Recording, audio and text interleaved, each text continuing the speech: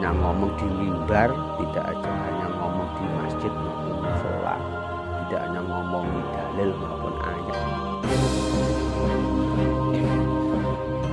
Assalamualaikum warahmatullahi wabarakatuh guys, jumpa lagi dengan Rowindo sekali lagi dalam acara ngoceh bareng, ngoceh ngalor ngidul, sing penting tidak melanggar hukum agama dan hukum negara. Jadi tidak lupa kita panjatkan rasa syukur kepada Allah Subhanahu wa Ta'ala. Salam serta sholawat kita tujukan kepada Nabi besar Muhammad Shallallahu Alaihi Wasallam. Jadi kali ini saya akan sedikit ikut-ikutan membahas ataupun berkomentar ataupun memberi satu solusi. Jadi di media sosial, khususnya di media kanal YouTube itu akhir-akhir ini ramai sekali, istilahnya itu geger tentang makhluk yang namanya itu pesulap merah. Jadi pesulap merah ini memang saya sendiri juga salut kepadanya. Jadi saya ini juga luar biasa karena berani mendobrak satu keyakinan atau kesalahpahaman yang selama ini dikelola beribu-ribu tahun oleh sebagian masyarakat Indonesia. Jadi semua agama guys, jadi semua agama khususnya agama Islam itu mutlak mengakui adanya alam gaib ataupun adanya makhluk gaib. Jadi di dunia ini tidak ada satu agama pun yang tidak meyakini adanya alam gaib.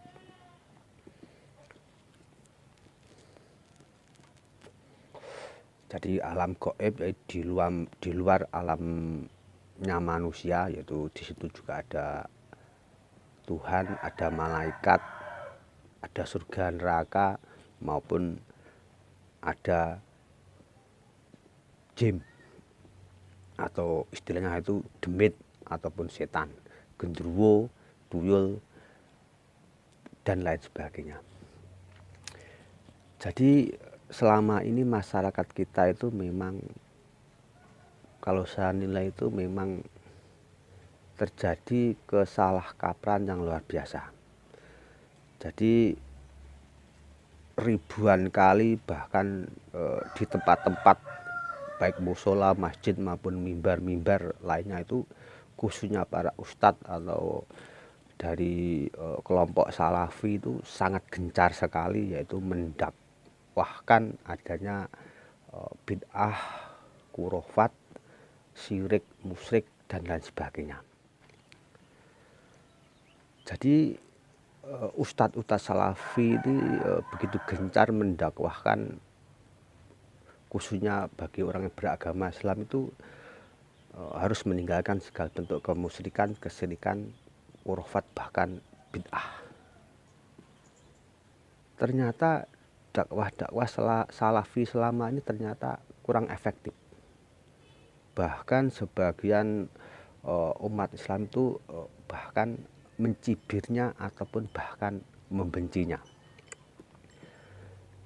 Dan apa kaitannya dengan kehebohan akhir-akhir ini di media sosial, khususnya kanal YouTube itu dengan pesulap merah. Jadi pesulap merah itu memang unik. Dia punya misi ingin membongkar kesalahpahaman atau istilahnya itu menurut dia itu adalah sebuah penipuan. Jadi kita sebagai orang Islam tentunya harus tahu ajaran Islam dan tunduk aturan-aturan Islam. Jadi kalau selama ini itu para ustadz, khususnya ustadz salaf, itu gencar sekali mendakwahkan jangan percaya dukun, jangan percaya santet, jangan percaya jimat, itu dalam Islam tidak ada, jangan percaya tahayul dan lain sebagainya, katanya itu bukan ajaran Islam. Ternyata dakwah-dakwah selama ini ternyata mentok, jadi tidak bisa membuat masyarakat khususnya umat Islam itu meninggalkan itu, bahkan membencinya. Jadi kalau kita melihat ternyata cara dakwah salafi ini diakui atau tidak, ternyata masih lebih efektif dengan apa yang dilakukan si makhluk pesulap merah. Jadi saya sendiri juga menanggapi ini, mengamati ini, apa yang dilakukan pesulap merah dengan membongkar-bongkar praktek-praktek perdukunan yang menurutnya itu sebuah penipuan. Ternyata di masyarakat kita itu dengan adanya penjelasan-penjelasan atau konten-konten dari pesulap merah, ternyata masyarakat Indonesia selama ini ternyata goyah. Jadi saya sendiri menanai atau terjun ke masyarakat, melihat situasi apa dampak bagi masyarakat tentang penjelasan atau konten-konten pesulap. Ternyata orang-orang yang selama ini itu meyakini sekali adanya itu perdukunan atau pelaris, santet, tuyul, atau menggandakan uang, jimat, akik, dan lain sebagainya, ternyata mulai goyah. Jadi hampir 50% itu menyadari bahwa apa benar itu semua adalah sebuah penipuan, rekayasa, ataupun hanya komoditi untuk mengeruk uang. Ternyata dampaknya sangat luar biasa apa yang dilakukan oleh si makhluk pesulap merah, sekaligus mengalahkan dakwah-dakwah para ustadz salaf yang hanya berbicara atau menyuguhkan dalil-dalil atau ayat-ayat dari Al-Quran. Ternyata dampaknya masih efektif dengan apa yang dilakukan oleh pesulap merah. Jadi gini guys, jadi saya sendiri sebagai orang Islam sangat setuju ataupun tertarik sekali dengan apa yang dilakukan oleh pesulap merah. Jadi saya akui atau tidak, ternyata pemikiran pesulap merah itu ternyata juga mewakili pikiran saya. Jadi saya sendiri selama ini memang selalu berpikir ilmiah guys, jadi selalu berpikir ilmiah. Jadi selalu berpikir dengan hitung-hitungan angka, hitung-hitungan akal sehat. Jadi kalau 10 tambah 10 itu ya 20, tidak mungkin 19. Jadi gitu. Saya sendiri termasuk orang yang memang saya akui memang saya tidak takut adanya makhluk alam gaib seperti jin atau istilahnya setan, genderuwo, bahkan santet itu sampai sekarang saya juga tidak percaya. Tuyul itu juga tidak percaya, pelaris juga tidak percaya, pengasihan juga tidak percaya, karena saya itu selalu segala sesuatu ataupun yang saya lihat atau saya alami, kejadian-kejadian itu saya selalu tidak mengkaitkan atau menghubungkan dengan hal-hal yang urusan gaib. Jadi saya selalu mengaitkan dengan hitung-hitungan ilmiah ataupun hitung-hitungan akal sehat. Jadi contohnya guys, gini guys. Jadi contohnya kalau kita tuh upamanya itu usaha, jadi usaha kita itu tidak lancar atau tidak ada pembelinya atau selalu rugi bahkan bangkrut, saya tidak menghubungkan itu dengan istilah pelaris. Kasarnya itu mencari dukun untuk melariskan usaha saya. Jadi saya tidak menghubungkan dengan dukun ataupun pelaris, saya lebih menghubungkan dengan perhitungan secara ilmiah. Jadi saya membuat satu solusi mengapa usaha saya tidak lancar, apakah tempat saya itu kurang strategis, ataupun cara penjualan saya itu kurang, strategi penjualan saya itu kurang bagus, ataupun cara menjual saya itu terlalu mahal dan lain sebagainya. Jadi saya tidak pernah ataupun tidak mau berurusan dengan alam gaib ataupun berurusan dengan yang namanya dukun, pelaris dan lain sebagainya. Jadi sampai sekarang saya juga tidak percaya ada santet, guys. Jadi saya tidak percaya ada santet sampai sekarang ini, karena saya meyakini bahwa itu hanyalah sebuah, jadi awalnya cuma katanya hanya sebatas itu. Jadi pembuktian secara nyata itu ternyata selama ini nol. Jadi coba katanya dari mbah-mbah kita. Karena mengapa saya tidak mempercayai satu santet? Jadi alasan pertama, saya yakin santet itu dalam Islam juga tidak ada, dan juga saya yakin akan pertolongan Allah, dan saya juga yakin bahwa orang itu hidup dan mati dan lain sebagainya sudah Allah yang menentukan. Jadi yang pertama saya beralasan itu tidak ada, karena memang dalam Islam tidak ada. Yang kedua, jadi kalau kita mau berpikir sehat atau mau berpikir secara logika, jadi kalau benar-benar itu santet itu ada, jadi kalau ada event besar dari sekelas nasional ataupun daerah itu, kalau santet itu ada. Contohnya kalau kita itu di desa itu biasanya kan terjadi pemilihan kepala desa. Jadi kalau santet itu ada, itu orang mungkin itu mau membayar 100 juta ataupun 1 miliar, bagaimana calonnya. Jadi lawan calonnya yang magang kepala desa itu tidak jadi magang, kalau disantet tidak bisa berdiri ataupun sakit bahkan mati. Bahkan kalau terjadi pertandingan di event-event olahraga itu, kalau kita santet saja itu kipernya tidak nangkap bola, kita santet saja kipernya mau permainan dimulai itu sakit perut ataupun mutaber. Ini kan lebih murah.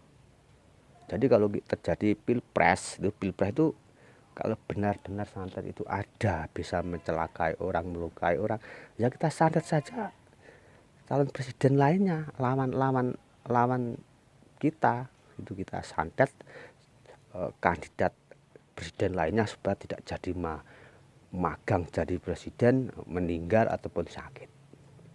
Ataupun kita santet di perutnya itu radio dangdut dan sebagainya. Dan itu adalah alasan mengapa saya tidak percaya dengan santet. Saya lebih percaya dengan hitung-hitungan secara ilmiah. Dan juga saya cari selama ini juga di Islam itu tidak ada ajaran-ajaran seperti itu. Bahkan Nabi Muhammad dan sahabatnya itu yang katanya ada ilmu kebal dan lain sebagainya, Nabi Muhammad itu sekelas nabi dan rasul itu saja juga masih mempan dilukai. Jadi ini semakin meyakinkan saya untuk meyakini bahwa wacana-wacana atau keyakinan masyarakat selama ini beribu-ribu tahun itu dikelola. Bahkan ada yang ngubyuki, sebagian oknum ulama ataupun kiai ataupun ormas itu ngubyuki. Jadi mengelola itu, menakut-nakuti itu, mengiyakan itu, bahkan ini jadikan salah satu komoditi untuk mengeruk uang dari jamaahnya. Jadi ini kalau tidak ada yang mencerdaskan, tidak ada yang membongkar ini, jadi ini akan terjadi terus-menerus dan masyarakat terus diselimuti atau dihantui satu kebodohan yang luar biasa. Jadi saat itu tuyul saya juga tidak percaya. Jadi yang katanya tuyul itu bisa curi uang dan sebagainya, saya juga tidak percaya. Karena mengapa guys? Karena alasan saya, kalaupun tuyul itu ada, ya kira-kira uang di Bank Indonesia itu ya habis semua. Jadi itu hanya katanya, omongnya, tanpa ada pembuktian, tanpa ada fakta yang bisa membuktikan bahwa tuyul itu ada. Kalaupun ada yang ngotot, jadi kalau ada yang ngotot tuyul itu ada, santet itu ada, saya juga tidak mau menyalahkannya. Tapi yang jelas selama ini saya tidak percaya dengan keyakinan-keyakinan yang membodohkan, yang membuat kita itu mundur, yang membuat kita itu tidak bisa maju dalam proses menjalani kehidupan ini. Jadi saya termasuk orang yang menyukai barang-barang antik, guys. Jadi saya termasuk orang yang menyukai barang-barang antik seperti barang-barang lawas kuno, seperti kalau kita itu pergi ke sungai ataupun pergi ke tempat-tempat yang agak jadul, gunung, hutan, dan kadang kita menemukan satu benda seperti istilah itu lumpang. Lumpang untuk menumbuk padi ataupun jagung itu lumpang, lesung, ataupun barang-barang antik seperti ompak, keris, tombak, dan lain sebagainya. Saya itu juga suka. Saya suka mengoleksi itu karena saya anggap itu barang antik yang kalau kita cari di toko itu tidak ada. Jadi saya menyukai ini. Di rumah saya juga banyak barang-barang seperti itu. Tapi saya hanya menyukai ini sebatas barang lawas, barang antik. Jadi tidak menghubungkan barang-barang ini dengan satu keyakinan. Jadi barang-barang ini ada penunggunya, ada kodamnya. Barang ini bisa mendatangkan rezeki, ataupun barang-barang seperti ini bisa mendatangkan malapetaka. Saya tidak meyakini itu. Saya menyukai hanya sebatas itu barang antik yang di toko-toko kita akan sulit mencarinya. Jadi di kalangan masyarakat kita itu selama ini memang terjadi pembodohan yang luar biasa. Jadi terjadi pembodohan yang dikelola bertahun-tahun. Tidak ada yang berani membongkar ini, mencerdaskan ini. Bahkan sebagian ulama, sebagian ormas itu ngubruki. Jadi mengelola ini, mengiyakan ini, bahkan dijadikan satu komoditi untuk mengeruk uang dari jamaahnya.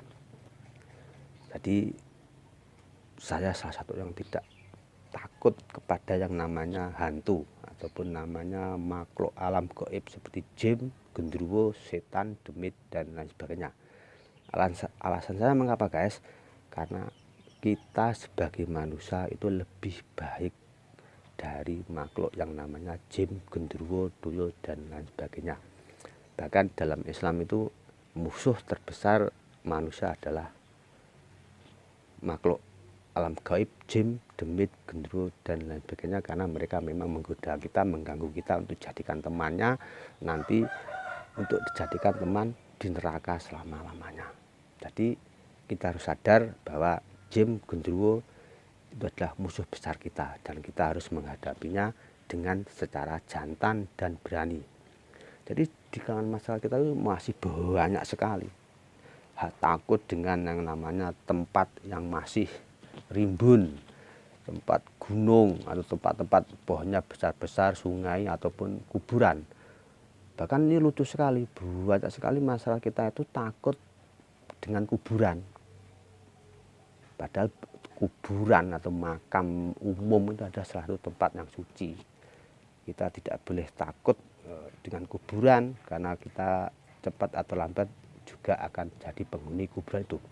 Jadi mengapa saya tidak takut kepada tempat-tempat seperti kuburan, tempat yang dianggap angker, hutan, sungai, karena saya juga meyakini bahwa memang manusia tidak boleh takut dengan itu.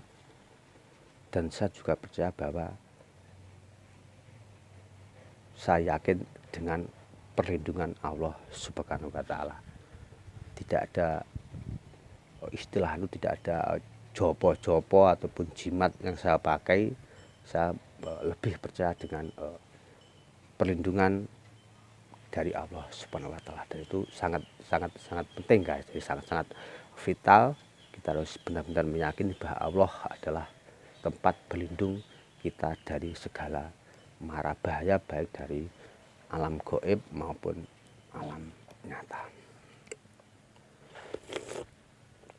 Jadi di sini juga saya akan sedikit menambahkan bagaimana mengurangi rasa takut kita itu kepada yang namanya makhluk-makhluk seperti genderuwo dan lain sebagainya itu. Jadi kita juga harus tahu bahwa makhluk seperti genderuwo dan lain sebagainya itu sebenarnya tidak bisa mencelakai manusia, tidak bisa membunuh manusia tidak bisa membuat manusia itu sakit, bahkan tidak bisa menyembuhkan. Jadi ini mutlak tegas bahwa hanya Allah yang memberi manusia sakit maupun menyembuhkan. Jadi kalau sebagian masyarakat kita itu meyakini bahwa makhluk jin, genderuwo, setan, demit, tuyul, sundul bolong, Nyi Roro Kidul dan lain sebagainya itu tidak bisa membuat kita celaka atau bisa menyembuhkan kita, ini tidak benar.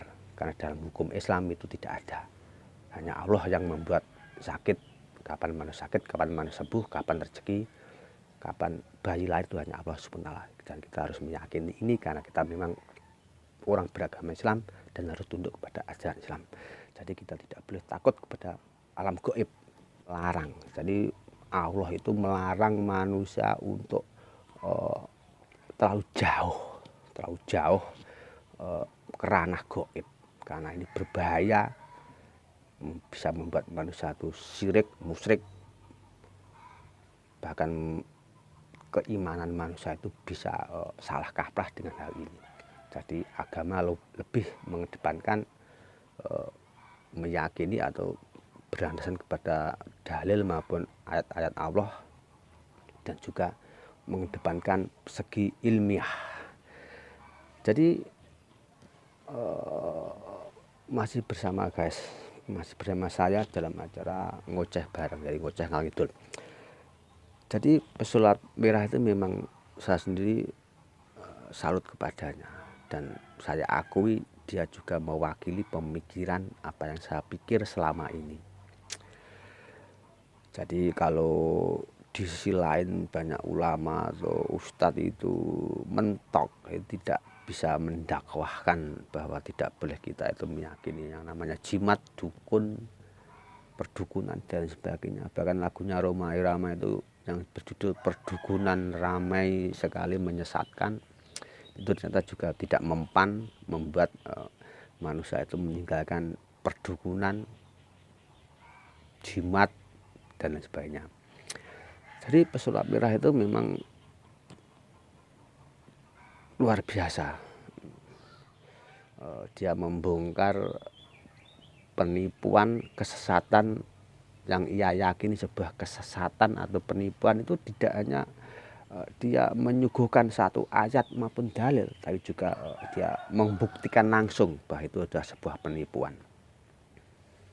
Jadi pesulap merah itu adalah salah satu yang perlu kita contoh. Mungkin saja ini adalah cara dakwah model baru. Jadi tidak hanya ngomong di mimbar, tidak hanya ngomong di masjid maupun musola, tidak hanya ngomongi dalil maupun ayat. Jadi pesulap merah ini memberi contoh atau merintis bagaimana kita itu berdakwah, itu terjun ke lapangan. Jadi terjun ke lapangan langsung menemui target dan membuktikannya secara di lapangan. Jadi saya sendiri juga salut sekali dengan pesulap merah ini, karena memang saya akui memang saya juga sepemikiran dengan apa yang dilakukan oleh pesulap merah. Ngopi dulu guys. Jadi gini guys, jadi saya sendiri juga sampai sekarang itu tidak bisa meyakini adanya yang namanya santet, namanya tuyul, namanya pelaris, namanya ilmu kebal. Itu sampai sekarang itu juga tidak bisa meyakini, karena memang di Islam sendiri tidak ada ajaran-ajaran macam gitu. Jadi Islam itu adalah agama modern sekali, agama modern sekali.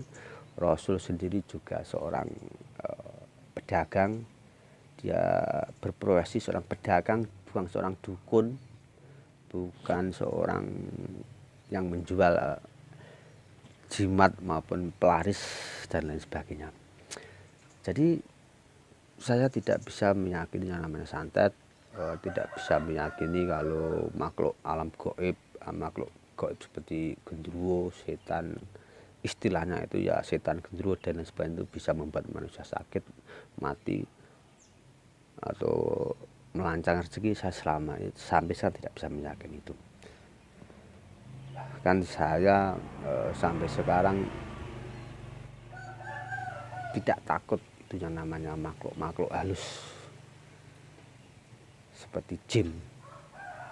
Jadi saya hanya takut kepada makhluk alam gaib, yaitu Allah, malaikat dan lain sebagainya. Jadi kita sebagai orang modern, orang sekarang tentunya juga harus tunduk kepada hukum Islam, hukum yang kita yakin yaitu agama Islam. Di sisi lain kita juga harus mengkaitkan atau menghubungkan dengan ilmu ilmiah dari segala sesuatu. Jangan sampai kita selalu mengaitkan dengan takhayul. Terus jadi kalau kita itu umpamanya kesandung, umpamanya kita itu celaka, umpamanya itu kita itu usaha kita itu bangkrut, usaha kita itu sakit dan lain sebagainya. Jangan-jangan kita itu cepat-cepat menghubungkan dengan kita itu dibuat orang, disantet orang, kita itu kena demit di sana, kita itu barusan pergi ke tempat angker lalu kita dibuat sakit oleh makhluk di situ, dan ini sangat berbahaya guys, karena bisa masuk ke ranah syirik ataupun musyrik. Jadi kita sebagai orang Islam harus meyakini hukum-hukum Islam, bahwa di Islam semua itu tidak ada. Kita harus yakin, percaya bahwa hanya Allah yang bisa menolong kita. Jadi kalau kita itu meyakini secara mendalam, jadi tidak hanya berupa ucapan, insya Allah segala bahaya dalam bentuk apapun itu, kita menghadapi bahaya dalam bentuk apapun tidak akan takut. Sekali lagi guys, jadi jangan ujuk-ujuk, istilahnya ujuk-ujuk, jangan cepat-cepat bila kita itu terjadi sesuatu kita selalu menghubungkan dengan namanya itu santet.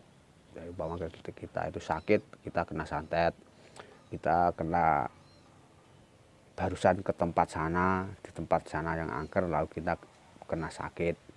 Kalau uang kita hilang, uang kita curi tuyul, kalau usaha kita itu tidak lancar, kita dibuat orang, lah kita butuh ke dukun untuk mencari pelaris, ya jangan kita cepat-cepat menghubungkan ke hal yang sifatnya itu gaib, karena itu akan semakin menambah kita dalam menjalani hidup ini. Jadi akan lebih baik kita itu memandangnya atau mencari satu solusi dengan ilmiah, dengan hitung-hitungan akal sehat. Jadi hitung-hitungan akal sehat secara ilmiah.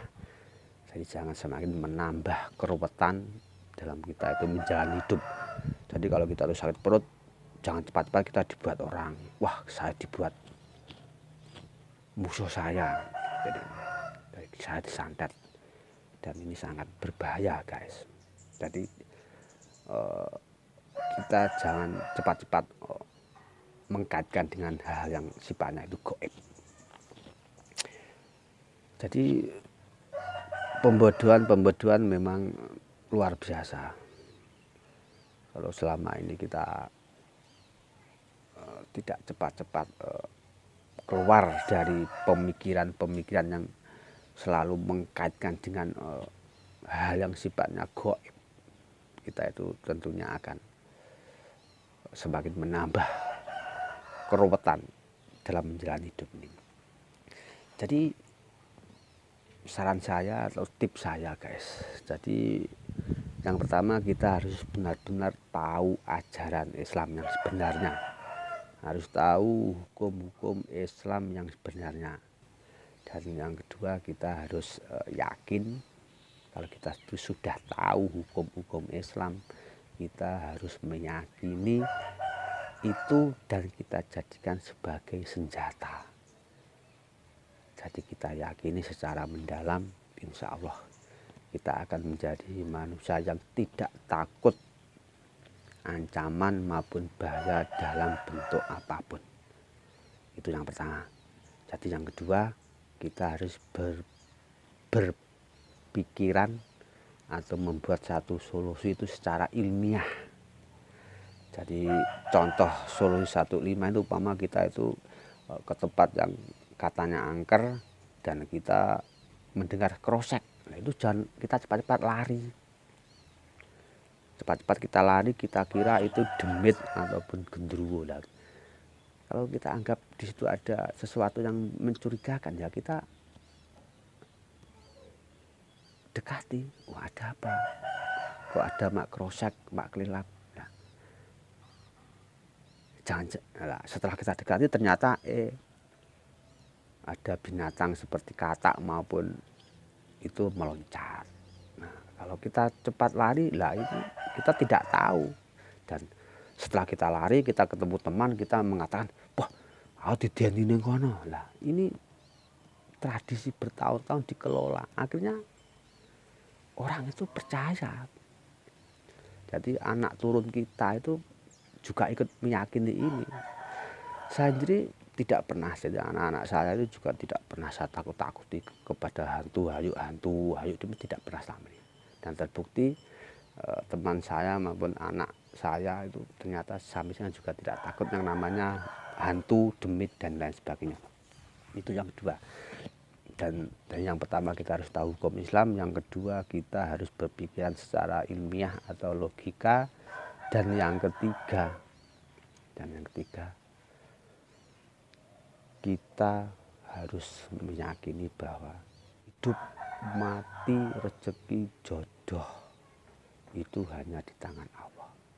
Dan kalau kita yakini secara mendalam ini, kita atau insya Allah kita itu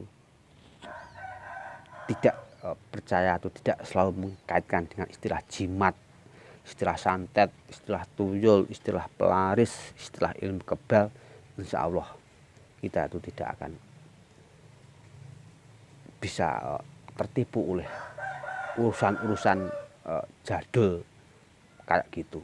Jadi yang pertama kita harus tahu hukum syar'i, yang kedua kita harus berpikir secara ilmiah atau logika, yang ketiga kita benar-benar meyakini bahwa kita itu segala sesuatu itu hanya di tangan Allah. Kapan kita mati, kapan kita sakit, kapan kita kaya, kapan kita kerja itu dapat untung, kapan bayi lahir, kapan kita itu keceblokan bata, kapan itu kecelakaan. Itu kita harus meyakini bahwa Allah itu sudah mengaturnya. Walaupun kita lari kemanapun, kalau sudah Allah menentukan, kita juga akan mati, kita juga akan celaka.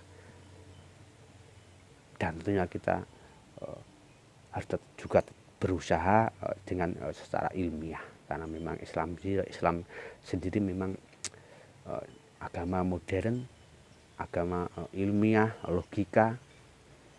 Dari sejak zaman Nabi Muhammad SAW. Nabi Muhammad ini juga tidak kebal dibacok, dia juga pedagang, dia matinya itu juga mati sakit, bukan mati santet. Jadi tradisi-tradisi mensesatkan seperti santet, perdukunan, jimat, pelaris, ilmu kebal, takut kepada kuburan, takut kepada hantu dan sebagainya, kita harus cepat-cepat menghilangkan. Kayak itu menambah keruwetan kita dalam hidup ini. Demikian guys dari saya, semoga bermanfaat. Jadi yang pertama kita harus tahu hukum-hukum Islam yang sebenarnya. Yang kedua, kita harus berpikir ilmiah atau logika. Yang ketiga, kita harus meyakini bahwa hidup, mati, rezeki, jodoh, kapan kita mati, kapan kita itu kecelakaan, itu hanya Allah yang tahu, hanya Allah yang mengatur. Bukan demit, bukan manusia, bukan santet, bukan jimat. Kita harus meyakini itu seyakin-yakinnya. Insya Allah ini akan menjadi senjata yang luar biasa dalam kita menghadapi kerasnya kehidupan ini. Demikian guys, semoga bermanfaat. Wassalamualaikum warahmatullahi wabarakatuh.